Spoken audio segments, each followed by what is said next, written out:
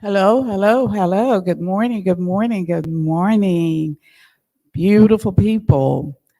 This is our last Sunday of the year here. Can you believe it? We're in December, going into a brand new year, 2024, where we will expect more. So I want to welcome everyone here in the room, and of course, our online community. Uh, we're certainly glad that you're here. We're certainly glad that you have chosen to spend your time with us this morning. So we've had a really wonderful year, um, challenges, but we're here. So this is the exciting part about life in and of itself. We know that there are going to be bumps in the road, but we maintain.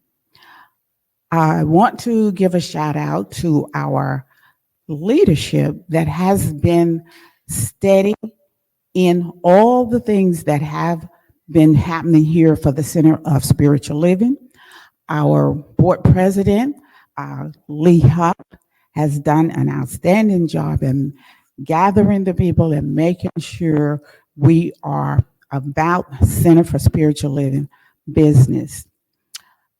Our speaker committee has done an outstanding job as well. We have gotten some of the best speakers, and today it is the same. We have Reverend Dr. John Karn that is joining us. And what an impactful time that we had the last time that he was here. So, no pressure, Reverend Dr. John, but we are looking for more of the same. Um, we have been able to maintain again where we are, and that I want to say thank you to you guys, to the members. Um, Without your support, without your presence, it just doesn't happen.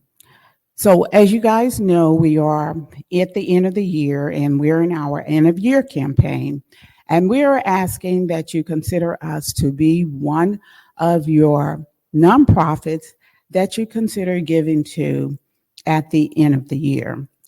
It is part of our vision where we're looking to bring in a spiritual leader that will be able to continue where we are today. The concept, the idea, the vision here is to add to our savings in order to attract the right spiritual leader for the Center for Spiritual Living. And we want to hear from you guys. We want you guys to let us know what is it you're looking for in your spiritual leader? What are those qualities? What are the activities you want to see here at the center?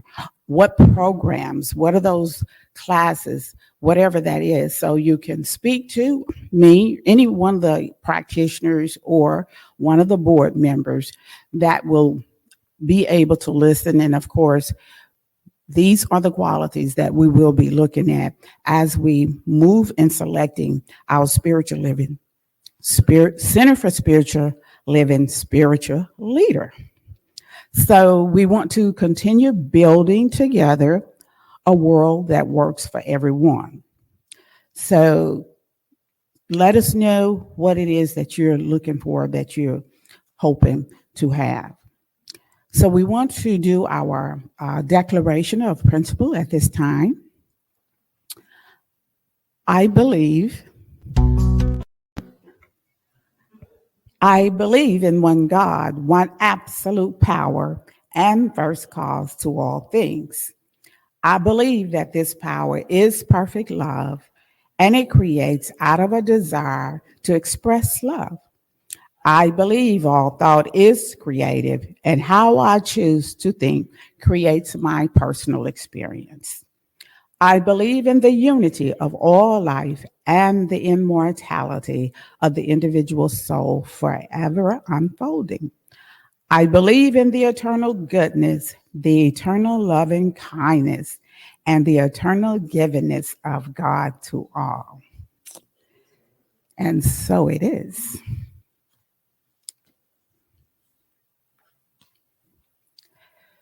So here we have the practitioner that will be doing our practicing. So the practitioner has a number of hours and practices and classes, and of course, there's continuing education for the practitioner in order to be able to maintain the licensing here in the Center for Spiritual Living. Today, I am Barbara Guillory, and I am your practitioner for today. So, our focus during the holidays generally is about our families. So sometimes you just say the word families, and that just triggers some people. But coming here to the Center for Spiritual Living, I have been able, through the classes, to understand more about the universal laws and how I am able to apply these universal laws into my own personal life. One of the things that I learned about was being an observer in certain situations. So as an observer, this kind of shifts your attention.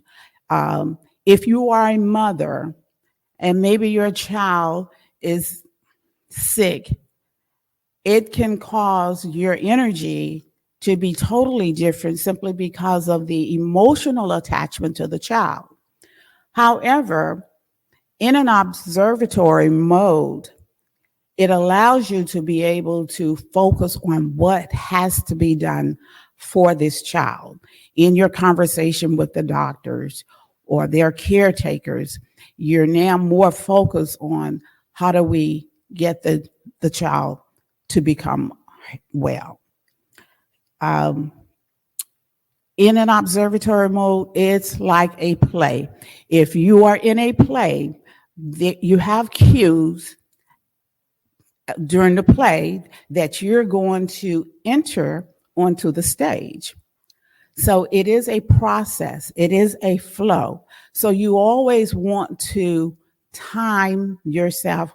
And the way you do that, again, is being in an observation mode. Oftentimes when we're driving up on the up ramp. We have to time our point of entry where we don't cause ourselves to be a victim. Someone runs into us or we run into someone. So we have to be very strategic in going in the up ramp and making sure when we enter that flow, that process, we do so in a way that it does not become disruptive. So during the holidays, I'm asking that you guys plan how you plan to enter into the conversation of the families, into the holidays, into your friends, using the observation mode. And again, be intentional about how you want to participate. And in some cases, you may decide, I don't think I want to participate. But again, you are the one making the choice, and you're not unconsciously drawn into another person's drama. So, is that you, Reverend Angela, out there? Oh, thanks for being here. But I'm going to wish everyone happy and joyful holidays, and just use the principles to enjoy your holidays. One of the idea in doing so is just being detached and an observer. And at this point, I am going to take us into a treatment of peace. So as we gather ourselves, we become very still, knowing and focusing on our idea of peace, on the thought of peace, on the concept of peace, on the world peace. Our knowing and understanding of peace is what gives me peace in my life. It is how I can and do experience peace in my life. And as peace unfolds from the one mind, from the universe, from the source, from the beginning, from all that does exist, I am glad to be this conduit for peace.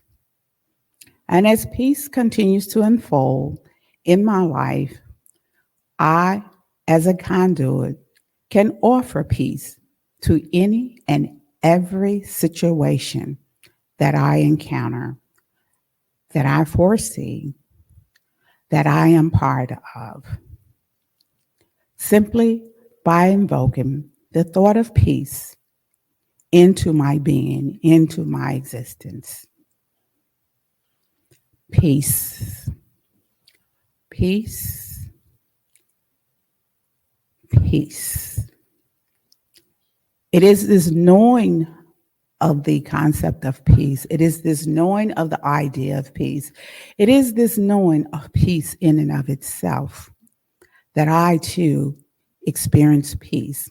As a co-creator with spirit, I can and do create peace in my being, in my existence, in my affairs, in my family, in my community, in my church, in my center, in my workplace, any and everywhere that I am.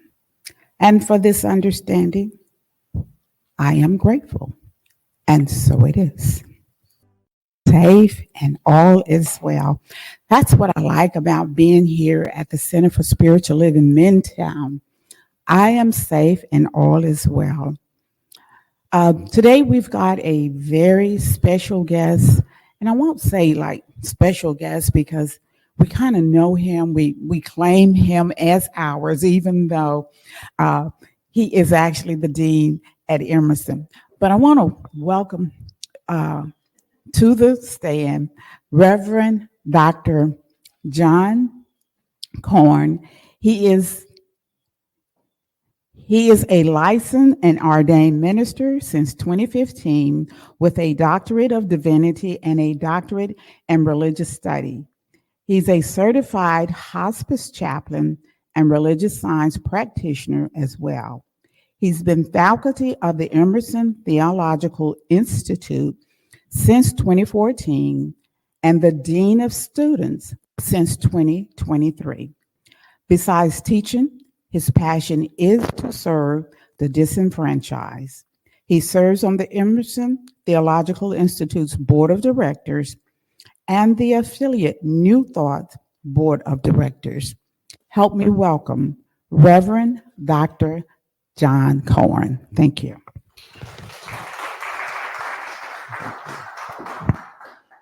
Thank you, Barbara, and thank you for that treatment. It was amazing. It was very powerful. When you can feel them like that, you know, oh, that's going to be my practitioner. I started out this talk as hold on, it's going to be a bumpy ride because we're going through all the holiday stuff leading up to Christmas. And as I worked on it, the idea of spiritual empowerment came to me. And that's a better way to start this season, by feeling empowered. And we're going to talk about how you do that. And anything I say about myself is not from me wanting to talk about myself. It's really about you, giving you the opportunity of my experience, and you can try and embody that for yourself and see how that works. But by a show of hands, who is ready for the holidays in here? And who is happy about it? All righty, and then who is not? There you go, I'm with you. And then somewhere in the middle, some of us can go back and forth, like be on the spectrum. There you go. Well, Vance and I live in a neighborhood where one of the neighbors has Christmas lights in her window all year round. And so we see it when we walk the dogs every night. But it looks kind of nice and sweet, and it reminds me of the stories of people putting up a candle in the window when a mariner never made it home, just to let them know that's their house or his house. Also, there's a Walmart that's right there that we can walk to. It's less than a quarter mile. And they put up all their Christmas stuff before Halloween. And that really, it still gets to me. My therapist says we have to stop talking about it. But all of that has slowly evolved as I've moved through all this education that we offer. And I can now go where I want to go, when I want to go, and with whomever I want to go, and be calm and present in the moment. And that's empowerment. A lot of people will say empowerment is selfish. Guess what? It's not. So we have around 11 holy days in December. And in its beginning, the Christians tried to blend in with all the other celebrations in December so that they could celebrate and they would not be risking their very lives. And so that's how that started. We all know Jesus wasn't born then. But it was a way for them to be protected. And what's interesting is we're still in December, and it's like the Christians have overtaken the holiday area, and they're certainly the strongest group of people there. They have the most highest voice. And so really the holy day starts with Thanksgiving and the horn of plenty. Oh, oops, I forgot. Before we go there, let me say this. I wanted to put this up because it's about like my family. Like, why would you go? But also, this man looks just like Lee Huffman. And I was like, that has to go up during the talk. We can't let that slide by. Okay, now we can go to the horn of plenty, Paul. And there we go. So this is what we see at Thanksgiving.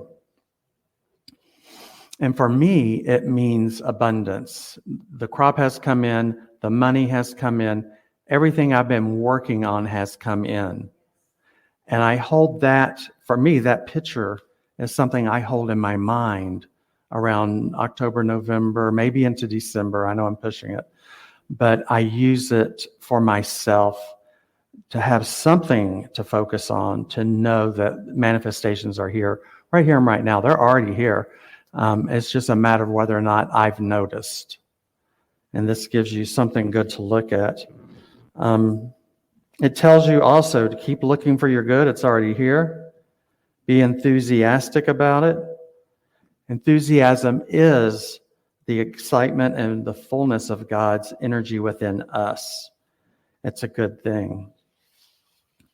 It's a fun thing to think about. I like the idea of God's energy making me happy and move about and dance and whatever comes up. And so people talk about faith coming up this time of year, meaning their religious faith. For us, I do have faith in this teaching, don't get me wrong. For us, it's about, do you have the faith in the goodness of the holiday season, or do you have faith in the badness around it? Some people would say, or want to argue about it, but we do have the power to control how each of these events unfolds for us. We can do our spiritual work before we go in to be guided and led, and we can even do treatment work. There are people that would question this, but my old teacher, which was David Barrett, would say the law is working 100% of the time. If you're still having a problem, there's nothing wrong with the universe or the law. The law works perfectly. It's responding to you. So you can go out and believe everything's going to fall apart. We're going to have a blow up about Trump at this family, get together. or it could be anything under the sun, religion, it could be literally anything. And what I've learned to do is to do what is spiritually correct and not what is socially correct. Yeah, I can stop the conversation, or I can step out of it, or I can change the topic. And David would say, what is spiritually correct is not necessarily socially correct. So be prepared for that. You might be pissing someone off, but when you look back at yourself and you review in your mind how the day went, you'll be pleased with yourself for having set your boundaries and how you handled it. Also, can you be with the people we're all pulling together for the holidays? Can you be with them 24/7? And if the answer is no, or you think maybe they can't be with you, that's always a possibility. If the answer is no, stay in a hotel just right up the street. That's what I've done really since I've started back going to see my family at the holidays. We stay at a hotel, and you can step out that way of the family business, and you can control when you return. And if you want, you can make it just around mealtime, so they'll be happy with you. They'll be happy, and you get to have the good food. And also, I wanted to share with you, when people are with you, here it goes, or telling stories of bad, that they are also gossiping about you to someone else. So when you participate in gossip, it's something that's going to come back to you, number one. And number two, don't trust the person who's gossiping. So I can assure you that's going on. I know it firsthand.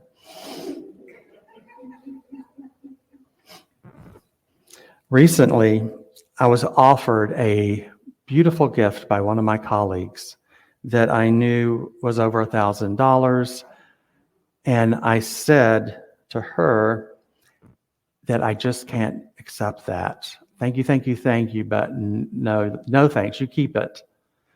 That was what was spiritual, or what was socially correct for me during my childhood to this time. And after I hung up the phone, and I took about 5 minutes, I realized I was blocking her opportunity to gift me something that was really valuable. And so I called her up and told her so. And she said, "You're exactly right." She was giving me something beautiful, and I was able to accept it and express my gratitude. And she also pointed out that I was growing in the right direction, which was nice. Now, gratitude is all about the season. Gratitude is everywhere. Are you able to see it as you go through, or are you so stressed out with figuring out the food and the ice chest and all those things you're going to travel back and forth with, or you're going to let somebody show up at your house with, and you have to think, are they going to let my dogs out by accident? I've got to do something about that. That is not going to uplift you. What happens as we put that negative energy out, as we think negatively, the universe is out there. We call it an aspect of God, and it's universal law, and it's just going in this circle, and it is creating for you, and it's going to create more and more of the negative for you to have something negative to say, because it's going to outpicture what's going on with you. In the old days, they called it movie screen or mirror. You know, the old guys that put this all together. I just know that is happening. I'm aware when something pops up, and I shift myself to gratitude. And I encourage you to do this all the way through December, at least 5 times a day. And then when you roll into January, you can start dialing it back to maybe twice a day you want to do this.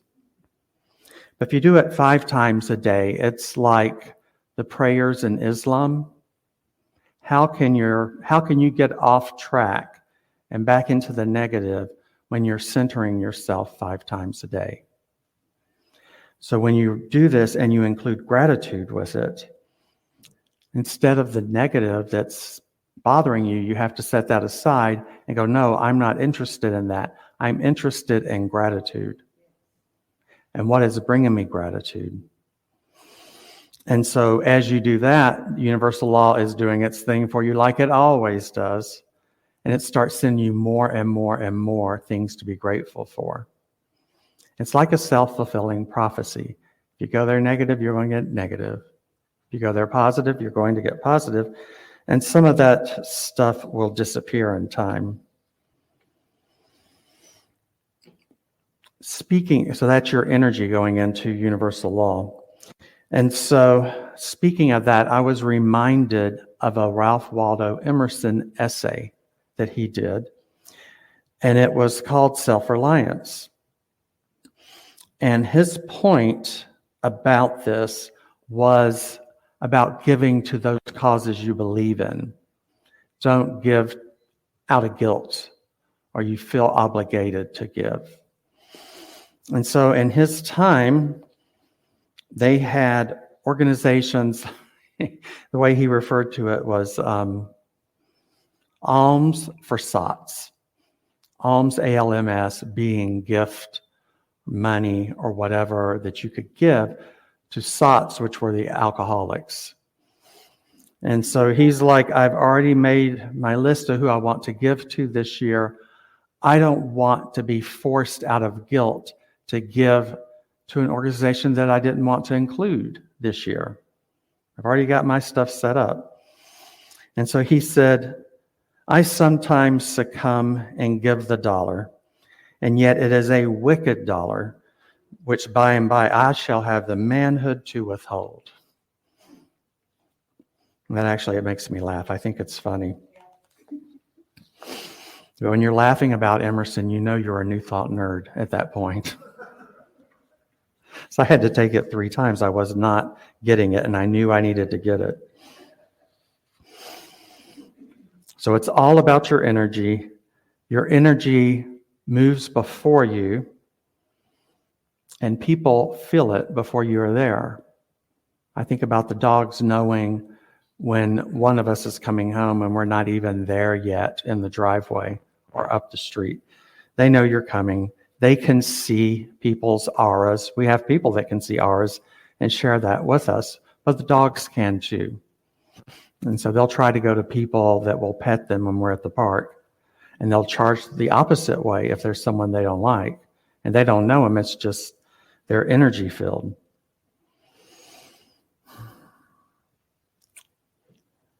So the gift that Emerson was talking about, it's not for you or for anyone else. You're to be authentic so that you can be happy with yourself when you go back and look at it all over again. Through this teaching, I have learned to become more spiritually aware and more empowered all throughout the year.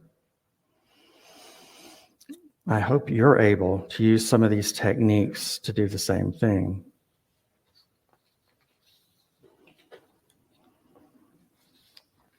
And as we journey through the holidays, let us carry the light of resilience, gratitude, and connection, and keep that on your to-do list. And before we wrap this up, I want to go to the Christmas to-do list. There we are.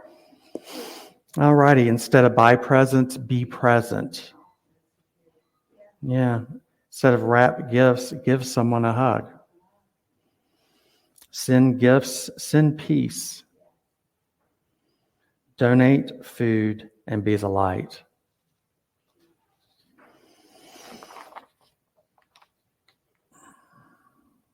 And lastly, what we learn through the metaphysical or the New Thought teachings is to embrace the power of perspective. How are you seeing what's going on? In fact, I've read that if you can't forgive or you haven't given, when you walk in, say a room, say this room, we're seeing it through the eyes of something that needs to be forgiven. We're not seeing what's really here. Barbara might remind me of someone in my family that pisses me off regularly, right? Or she treats me as less than, not smart enough, not good enough. And so I see that when I walk in, right?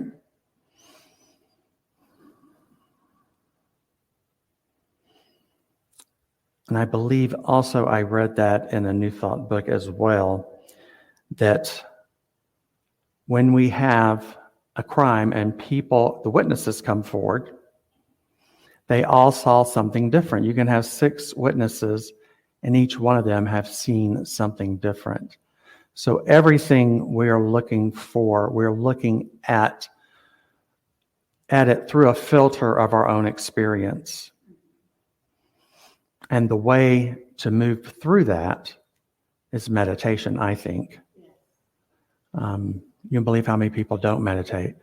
Some people journal instead of meditating. And some people walk through the park with all the leaves. And that's where they meditate. Angela, you just remind me, that's what you do. She walks for her meditation. So I do that in the afternoon. In the morning time, I do the reading and the gratitude practice.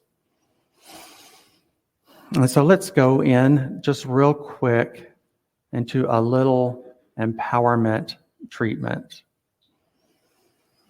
And so I know the presence and power of the Almighty, of the All-Good, of the All-Knowing is alive and active and current within each one of us.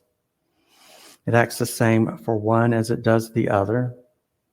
And we are each created out of it, so we claim that it empower each one of us to be totally at peace, totally well, totally empowered, and totally calm. We feel and experience the joy and good humor of the holiday time together.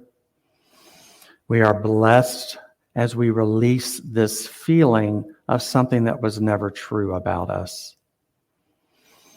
We let all the old ideas about ourselves and what others may think of us and what we think they think of us, we let that go.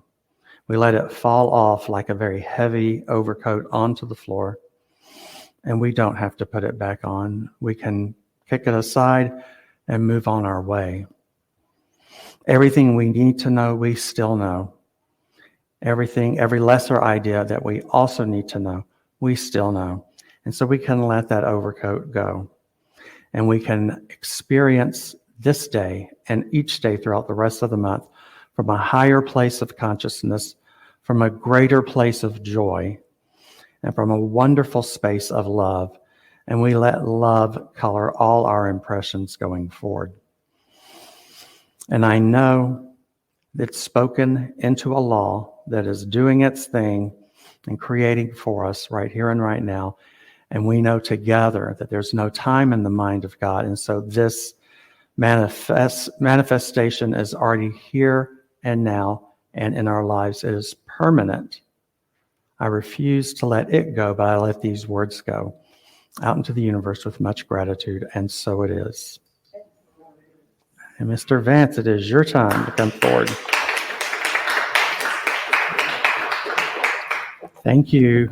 I appreciate all of you. Thank you, Dr. John. What an awesome talk this morning, giving us that mental attitude to work through the season. And for that spiritual food, we are fed.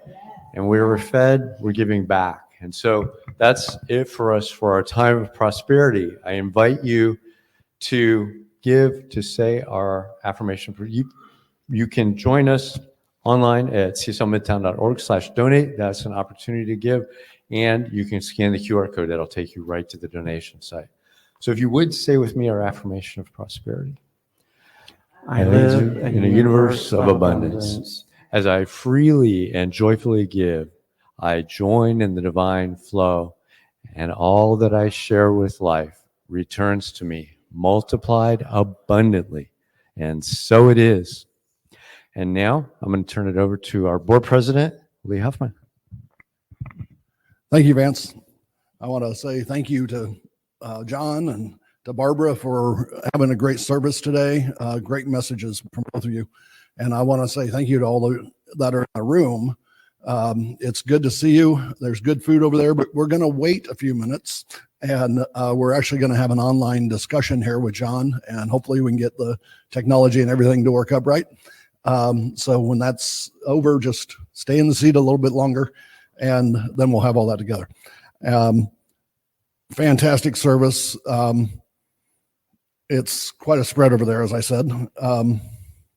See, I'm looking at my notes. Oh, this week, things are going on later this week is the Boost Online. That's Tuesday at noon, and you can just go to the website, cslmidtown.org, and you'll see the Zoom link there. And at 12 noon on Tuesday, you can have 30 minutes of discussion with a practitioner. And those are good.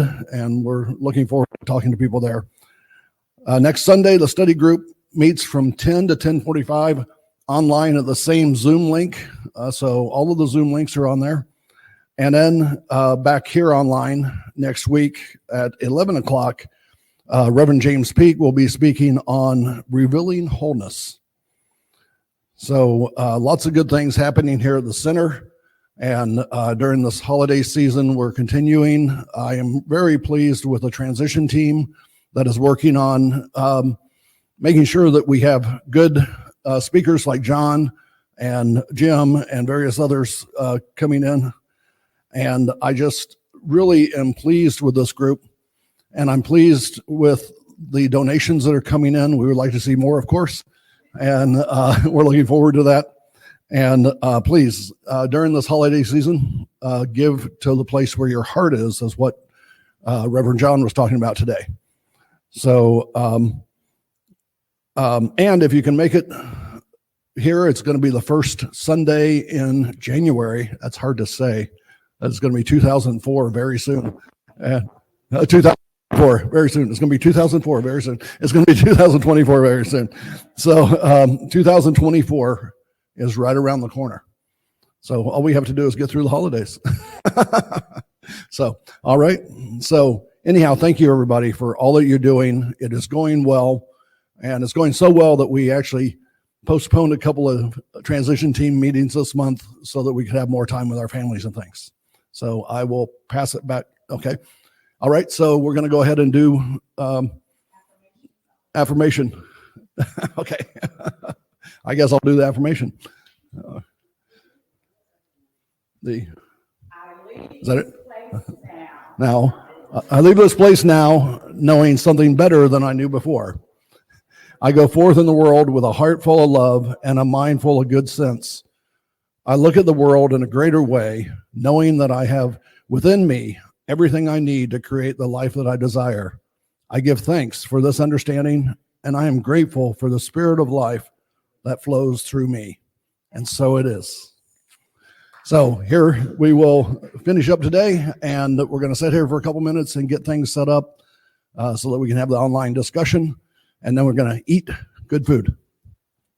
There is a power for good in the universe greater than you are, and you can use it.